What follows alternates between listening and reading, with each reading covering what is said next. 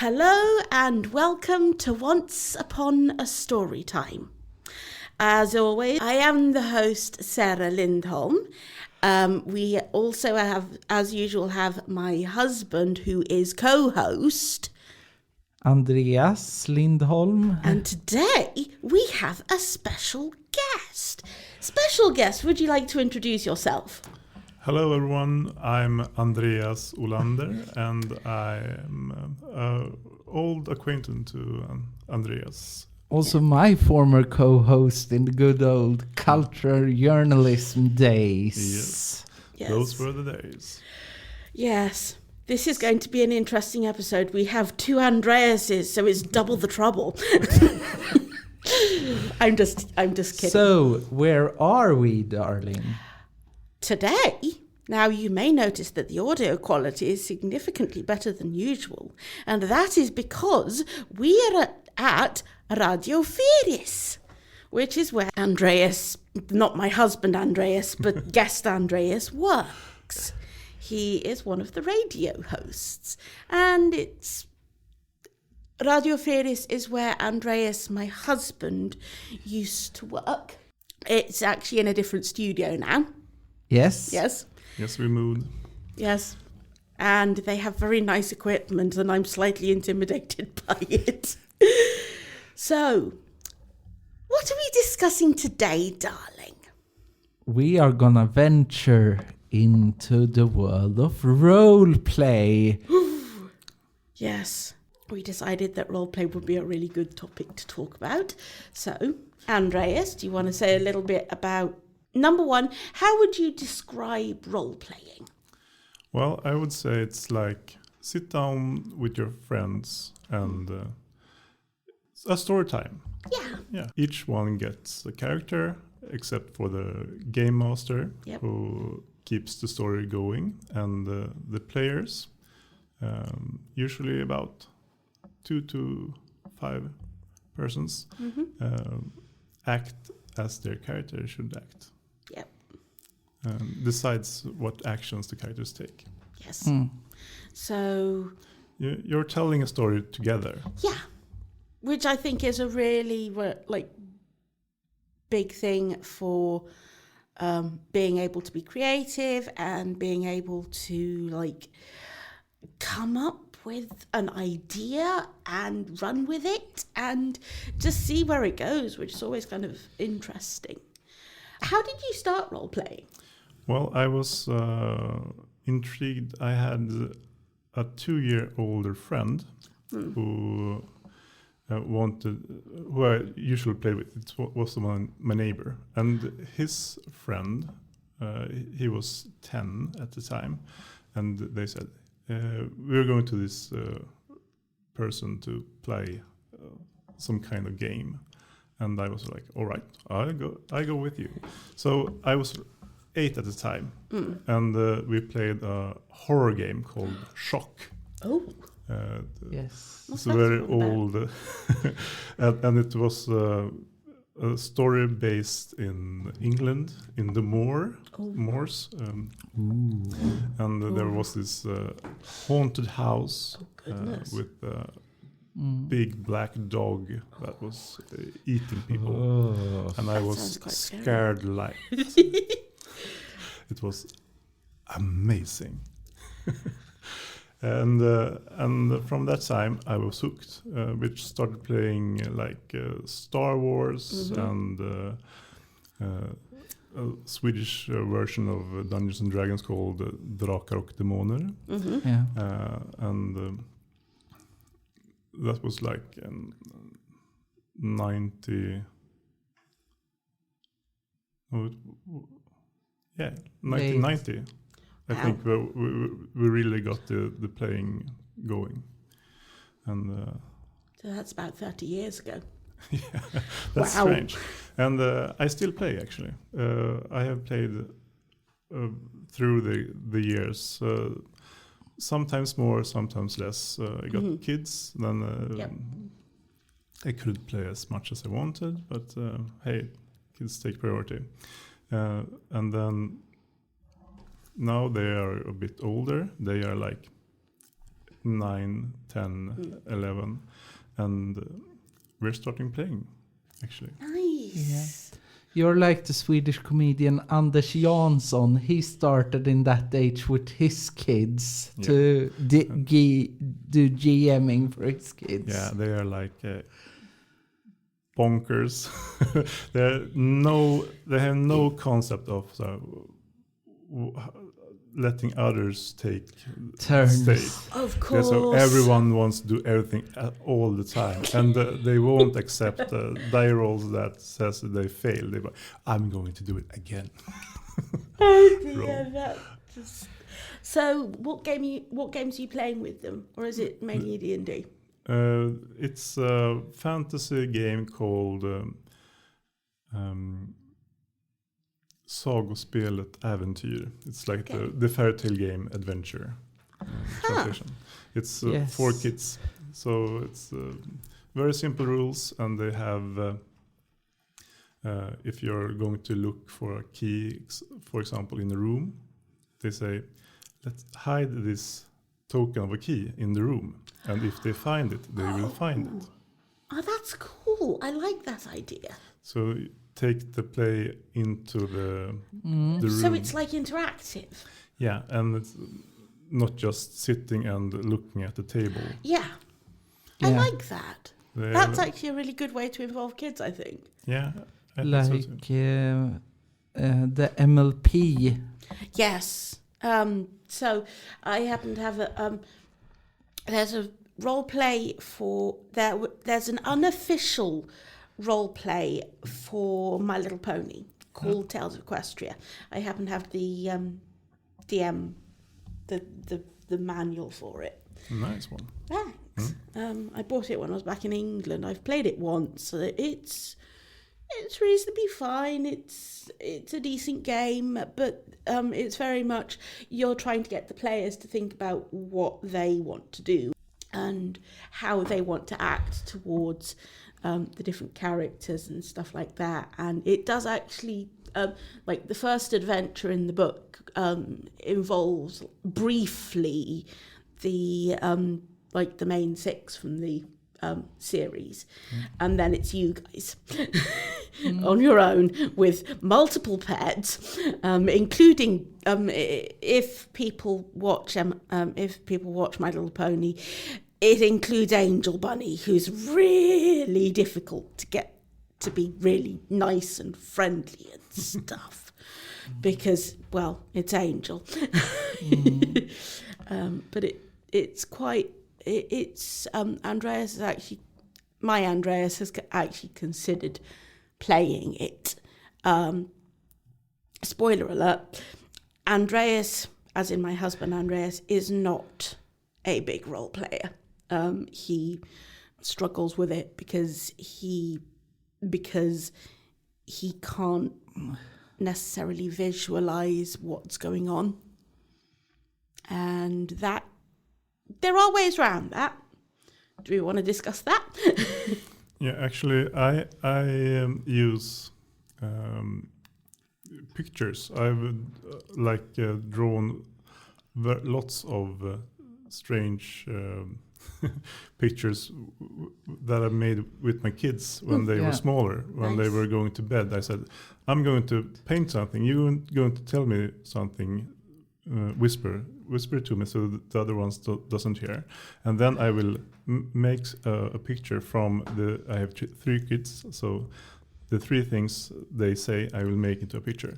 And it's always like poo, unicorns, maybe a teddy or something like that. So, the things they say, I use it to create a picture. And then now when we played role-playing games, I use those pictures as you meet a very special person. So then I take the picture. This is a teddy bear with poo on its head. He's out walking in the streets at night. But to be fair, I have no problems with the hybrid games that we've been playing, which basically are role play but disguised into a board game. There actually seems to be quite I wouldn't say resurgence of that, because it's a relatively new thing. But one of the things I have noticed is there's a lot of board games that are basically like role-playing type games where you've got to go and do stuff. And we actually bought a new one fairly recently called T.I.M.E Stories. We played it we Tuesday. did. Andreas isn't going to play it again because reasons. Yeah. But it the was all images are quite disturbing. which is absolutely fine. Not because it's in everybody's- an asylum. Yeah, it's a little bit kind of like, okay, this guy is dancing around and you dance around with him, and after a while you get really, your feet start hurting and stuff like that. But it's very It was a very cool gaming experience. The game mechanics in that game was very interesting. Yeah, it was. And I But love we it. also have Tales of the Arabian Nights. Tales is a bigger game. It's more storytelling based. There's a few. So the main element is you're given a character from Tales of the Arabian Nights, and you're trying to get so many points to get back to Baghdad. But it's more about, okay, you are faced with this person. What are you going to do? Are you going to steal from them? Are you going to bow to them? Are you going to comfort them? And what are you going to do? It feels more like a choose your own adventure in board game form. Yeah. Which, It's role-playing light, you can say.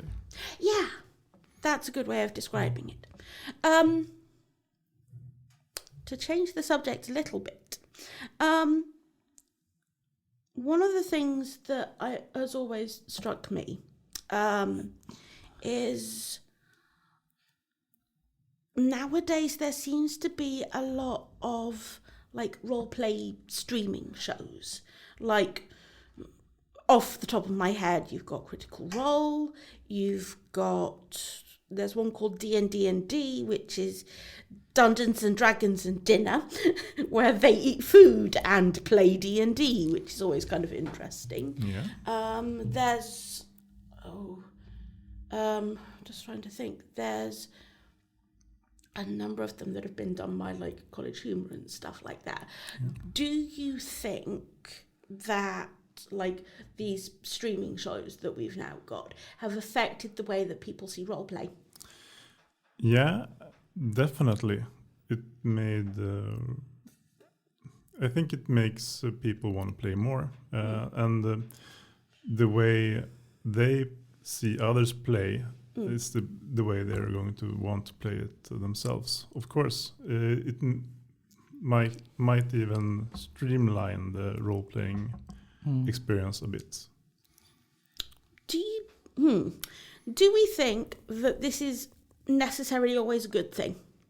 No, I don't think so. But it's it doesn't have to be a bad thing. This is either. true. It's just it's like when you set out to create a role-playing experience for the players, then you might want to think about how to use the expected to get a wow experience. So I usually don't play the way they play, because when you're playing with kids, you have to go around things like, what happens if I haven't done anything in 15 minutes? Then I just want to stop playing and maybe jump on the trampoline for a while. Yeah. Yeah. Yeah, definitely. Yeah. So when the first thing you have to learn is to don't read the texts out loud and make the characters tell the other characters what's happening instead of you narrating a text. For example, that's a very good way to involve players. And the other thing is to make the characters tell the other characters what's happening instead of you narrating a text. For example, that's a very good way to involve players. And the other thing is to like using pictures, which is when you play role-playing game in radio, you can't use maps for there's no one to see. So you can say, I'm going from here to there, and then I will. Then I should be in range, because the listeners won't know what you're talking about. Yeah. Yep. That actually makes a lot of sense. Yeah. So you have to adapt to the listeners or viewers, and that will make the storytelling different from perhaps when you just sit at home with your friends. And you will also have to have a lot of progression all the time. Yeah. You can't just sit in 2 hours and plan what are we going to have packed on a donkey. Because that was what I did last time I played. That's awful for anyone listening. But how long do you have? How much food do you have to take with you? If you're going to an excavation trip into darkest forest where there's lots of monsters, you can't go close to the water, because most of the monsters will be where there's water to drink. Yep. So you have to. Then we have to bring a lot of water, and 1 liter of water weighs 1 kilo. Of course. Yeah. And the donkey can handle around 80 kilos, perhaps. Okay. That was one night of role playing. Oh. No one's going to want to listen to it. No. That's not No. not so. You want the traveling. That when you're playing, you don't want the boring path. You want the action-packed path with lots of scares and fun stuffs. And what I thought about, isn't there something quite similar to the old-time text adventures that you used to have on the computer? I'm thinking of like the old Infocom, Hitchhiker's Guide to the Galaxy, or Stugan. Mm-hmm. Yeah, perhaps. Text adventures were basically an early form of computer games where you only had... Go north, enter. Yes. You appear in a dark room with a big troll coming towards you. Oh my Use sword of +1 light. It does absolutely nothing. No, I used to play them occasionally, and Granny's Garden. goodness. We found an old Apple game ages ago. We managed to... It wasn't Apple, it was... No, it was from your school. The school computers in Britain, the old BBC Acorn. Yeah, Right. and BBC they had a thing Micro. called Granny's Garden on there. And it was basically like the simplest puzzle adventure ever. It's like you've got these dragons and they only eat certain things. And you have to feed them certain things, because otherwise they're going to set you on fire or something like that. It's kind of ridiculous, but also like kind of fun as well. The whole thing with that game ended up being me having to download it for the C64 instead, because I couldn't get the BBC Micro emulation working. Which was fine, but it's just really, really simple stuff.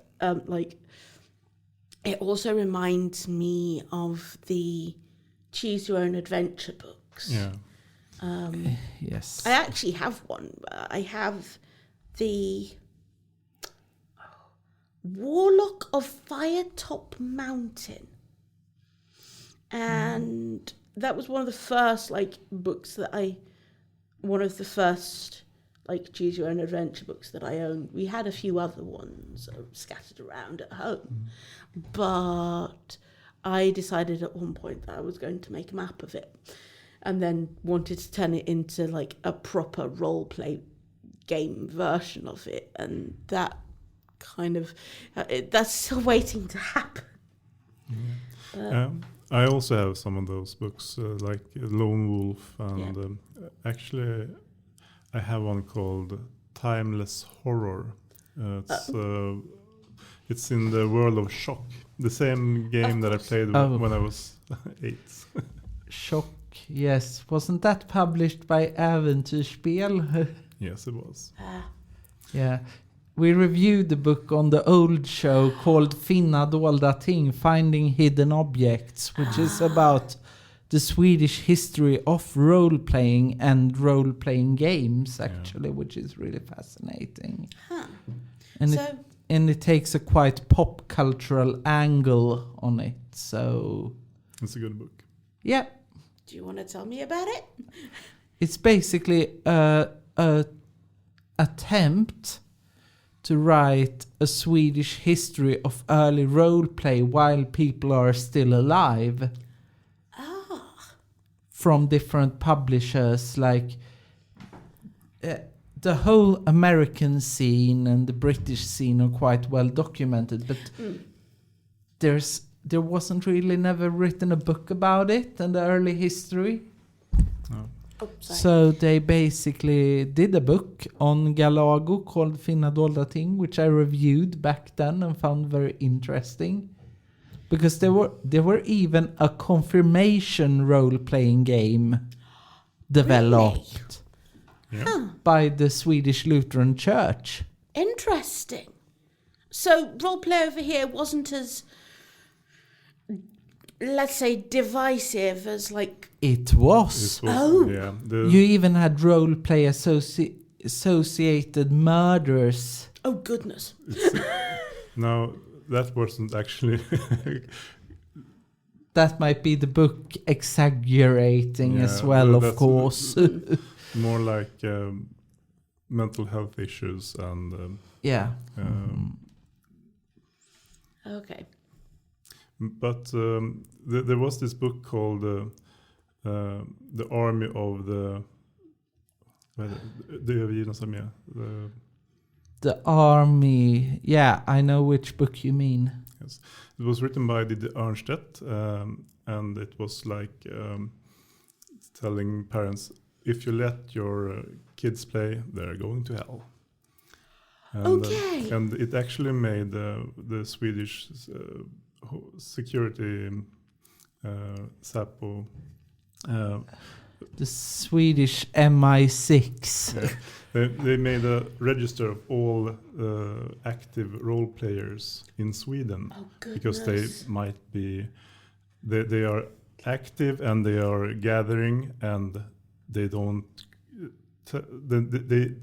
have a political agenda, so they might be up to anything, and they are training, like they're live role playing and training to be like killing machines, perhaps. Let's get them under wraps. But this whole debate changed quite a bit if you come to the early 20th. Yeah, and 2000s. Didi Örnstedt also said she was paid money to write that book. Yeah. It's very, it was the same thing going on in the Swedish evangelical church at the time. The criticism regarding heavier rock music. Yep. Books like Dina Harpors Buller by Thomas Arnroth. He's written a book about his experience of becoming an ex-evangelical. Okay. So, like, from what I understand, the evangelical church over here was quite conservative. The Swedish Christian metal scene has always been quite big, to be fair. You like Christian rock stuff, I know that. Yeah. You should hear some of the stuff he listens to. I think I even have the band shirt for one of the bands we interviewed on the show back in the days today. So yeah, Safe Mode. Oh, nice. Oh, yes, I've seen that shirt, I think. Yeah. I think you've still got it somewhere. I got it on me today. Of course you have. Yeah. No, but also I think something that really have contributed to the normalization of roleplay, World of Warcraft. And the role Baldur's Gate, etc., etc. Yeah, it's a big genre in gaming also, and they are making lots of games with actual role-playing rules in it. Yes. Like Yes. Baldur's Gate. It's second edition Dungeons and Dragons. Yes. Yes, of course it is. My brother used to play Baldur's Gate when I was younger. My brother's a couple of years older than me, but he used to play a lot of like computer-based role-playing games, like Baldur's Gate, Neverwinter Night. I think it was Neverwinter Nights. Isn't that an Elder Scrolls one? No, that's actually that's another D&D Forgotten Realm. Yeah. That's a Forgotten Realms one. I think that's the first that used the third edition rules. Yeah. Okay.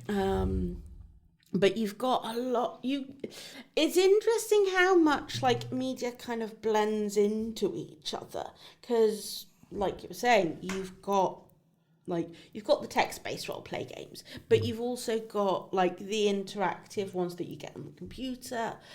You've got ones that come in a box and encourage you to like explore and move around and do stuff like that. Yeah. And it's definitely like,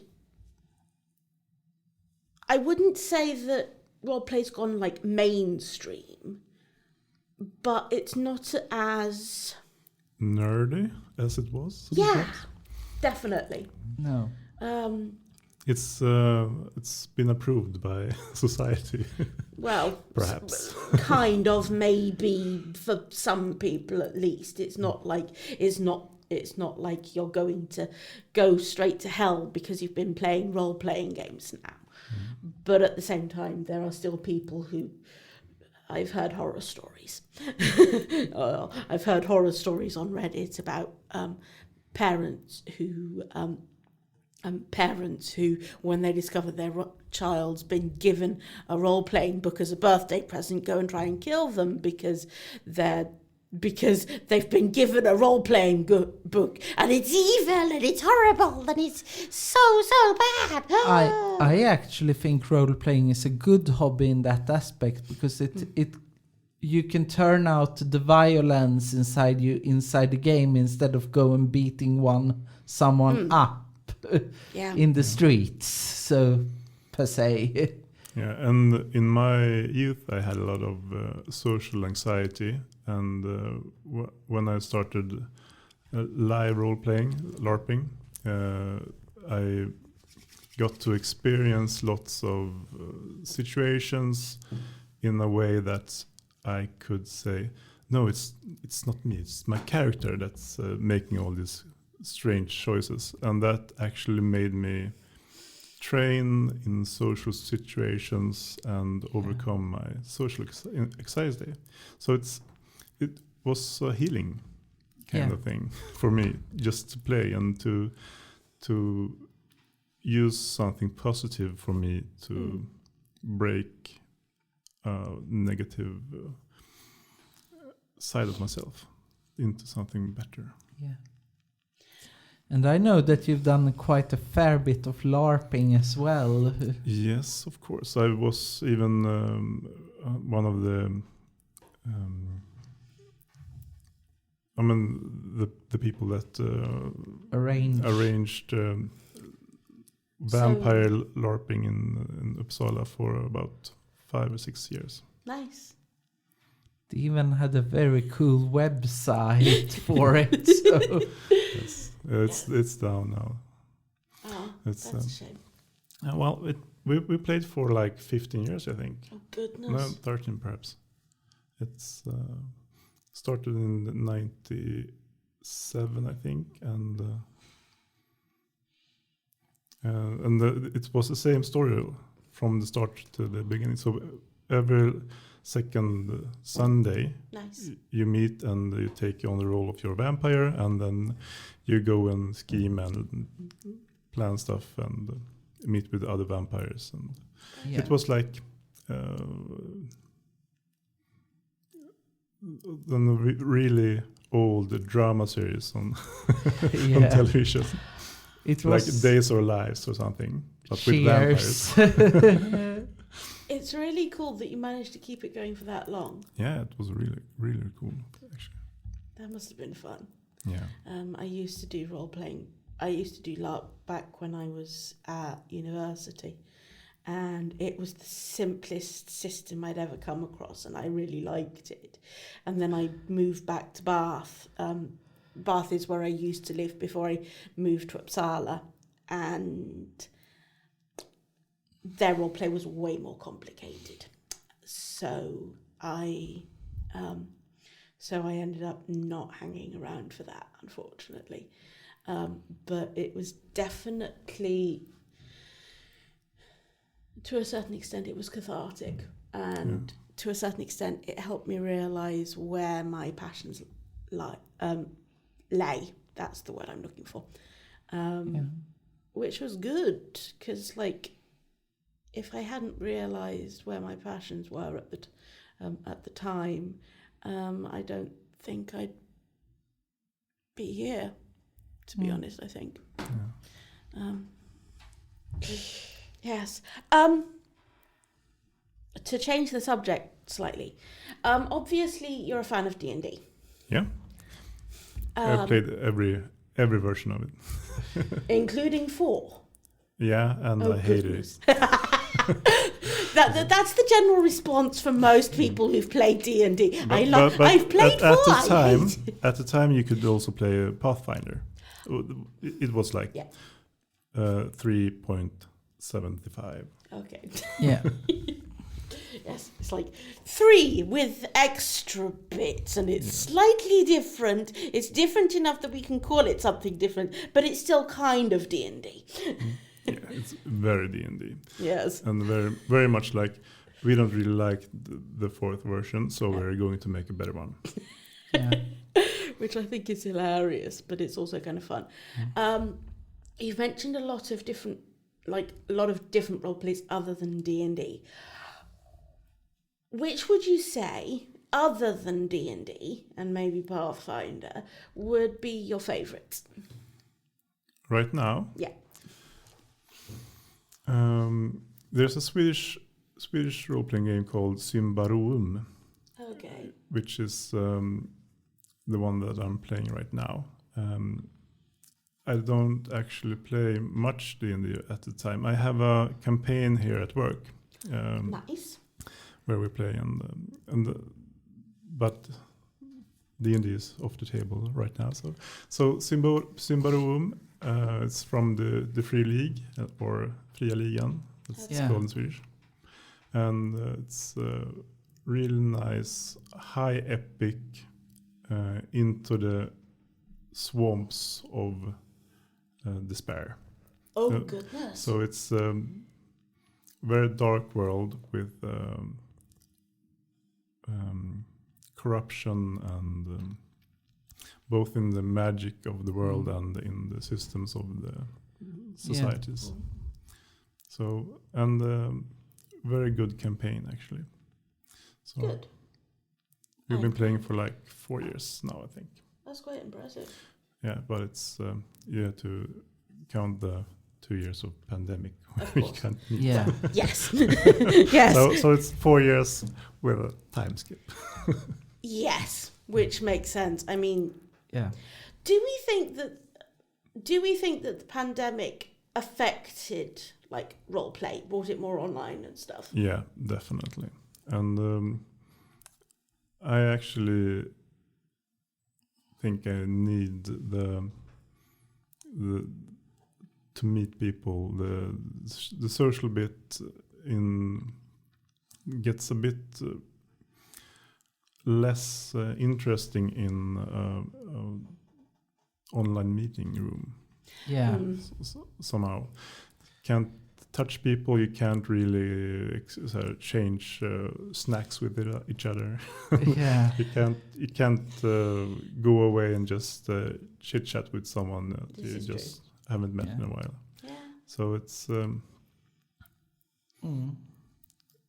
some parts of the role playing is lost in that way. My daughter played guitar, and she has just like me. She has some kind of attention deficit disorder. Yep. And when the lessons got to be on the screen, she was like, "Oh, what's that in the room?" Yeah, she couldn't really concentrate anymore. So it's. I get that. And I have the same disorder, so. Yep. Yeah. So it's going to be hard. It's going to be harder if it's not a physical thing. Yeah, definitely. You can't immerse yourself in the same way. I get that. Yes. Yeah. Now we've basically covered almost all all the questions I had written down, which I think is quite impressive. The final question I've got written down. Recommendations for people who don't normally role play, i.e. my husband. Yeah, well, I think it's if you should try something, then you should find a role play much like your Tales of Equestria. Yeah, you're some kind of brony, I think, and that's excellent for you. So I think perhaps a game about music making or something like that. You have to find the correct path. Yeah. To kind of bring them in. Yeah. Actually, I've been searching for if they have been starting to someone have started to develop something in the Myst universe. That would be excellent for you. Yeah. Or perhaps Tales from the Loop could be something. It's like it's a Swedish game with which surrounds around the artist paintings of robots in the Swedish 70s setting. Okay. So it's a very special kind of role play, I think, and set in Sweden and with some kind of particle accelerator that creates some kind of special place where things start to happen. Or one that would be even cooler to do would be a role play based on Starship Titanic. I don't know if you heard about that game. No. It's an old FMV game that was written by Douglas Adams. Does that say anything? Yeah, it's basically a video game based on a novel by Douglas Adams. And his universe is so quirky that it... Yeah, so it's like if you're trying to throw yourself into the ground and you do not succeed, that's how you start to fly. You really have to suck. Yep. That's the best way to learn to fly. Yeah. No, but I've seen that there is a Myst board game now coming. Oh. We'll just see if it gets distribution in Europe. Yeah. It would be nice if it did. Is it being kickstarted? I haven't gotten the full details. It's just that Cyan just announced it. Yeah. But they're not... Cyan was actually one of the first gaming companies to use Kickstarter for Obduction, I think it was, in 2014. They were among the first gaming companies that used Kickstarter. So. Okay. That's always kind of interesting. And they also used Kickstarter for the big anniversary edition of Myst, which included some weird electronic device. I like that. Some weird electronic device. Yeah, both me and my friend Josef looked at it, but none of us could afford it. Yeah. That always sucks. Yeah. Yes. Because you had to pitch in over $100. Stuff like that's always kind of expensive, and much as Kickstarter's always been a really good way for like creating board games and raising money and stuff like that.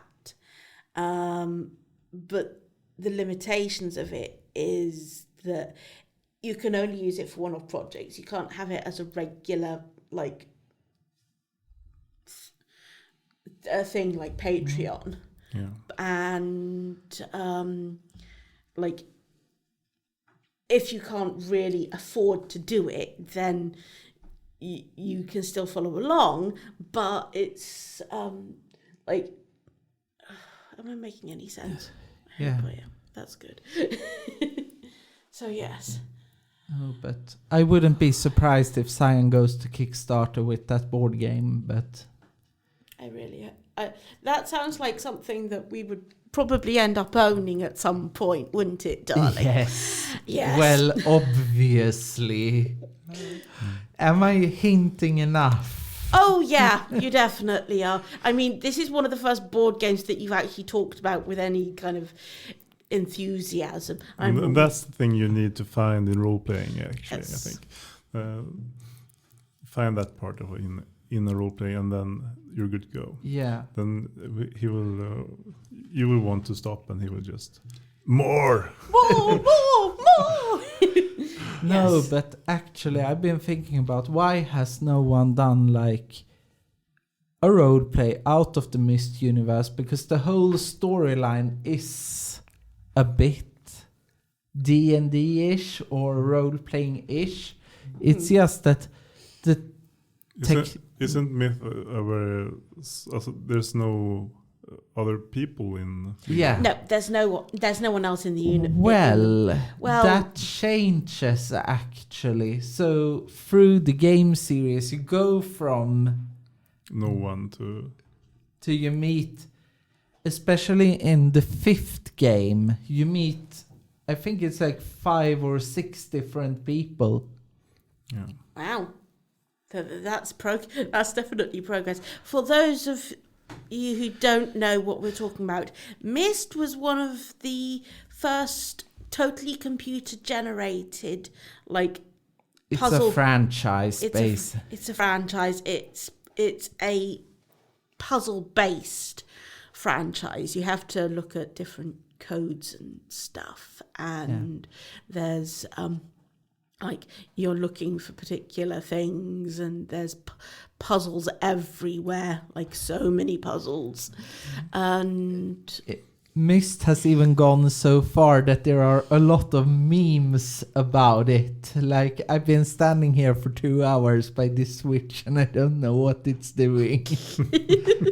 No, but Yes. actually the 4th and the 5th game really has a lot of human interaction between players. And they even Nice. tried they closed the universe with the 5th game, but then there is Uru, which actually was online for a while.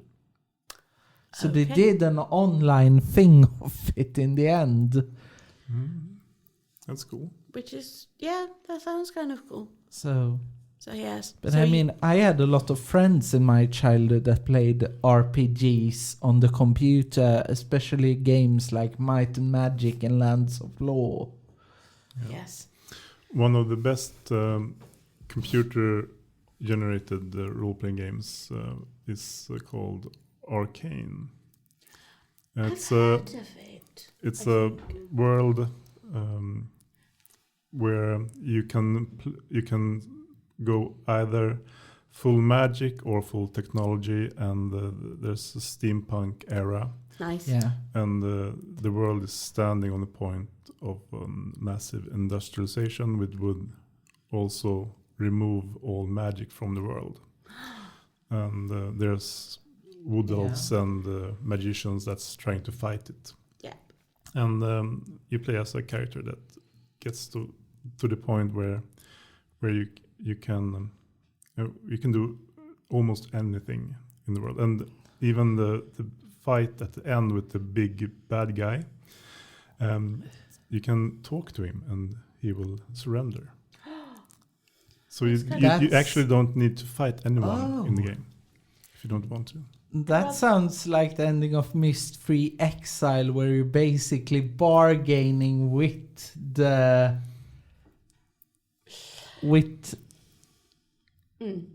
That sounds like Undertale as well. Yeah. Yep. Undertale is a fantastic trip.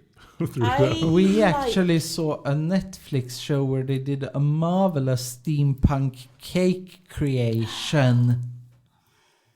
Which one was that, darling? Is it cake? No.